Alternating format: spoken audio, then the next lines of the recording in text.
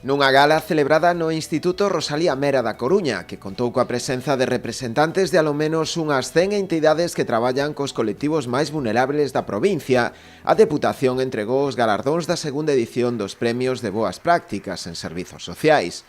Uns galardóns que recaeron na Asociación Down Coruña, a Asociación Síndrome de Down Teima de Ferrol, a Asociación de Pais de Persoas con Trastorno de Espectro Autista, as PANAES, e na Asociación de Persoas con Diversidade Funcional do Barbanza, AMBAR, neste último caso pola súa traxectoria exemplar de apoio ás persoas con diversidade funcional nesta comarca.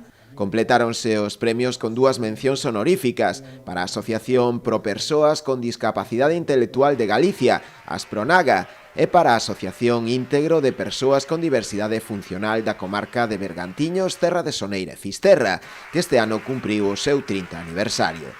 Entre outras autoridades, o acto contou coa presenza do presidente do organismo provincial, Valentín González Formoso, e a deputada responsable da área, Ana Lamas. Os dous destacaron a importancia e o papel deste tipo de entidades na nosa sociedade, agradecendo o seu traballo diario. Estes premios nacen dunha pequena idea os días antes da pandemia e viñeron cun obxectivo claro: agradecer, visibilizar e poñer en valor o gran traballo que realizades as entidades sociais en cada rincón da nosa provincia.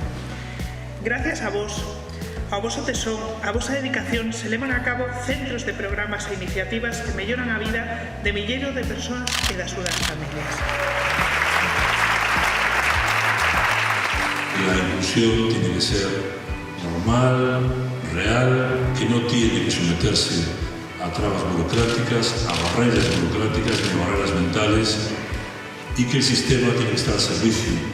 La Diputación siempre ha sido sensible a estas necesidades, siempre ha mantenido ese compromiso con las necesidades especiales y en buena medida también tiene que ver con que la estructura de trabajadoras de la Diputación en la parte de servicios sociales, pues ese compromiso lo mantienen día a día.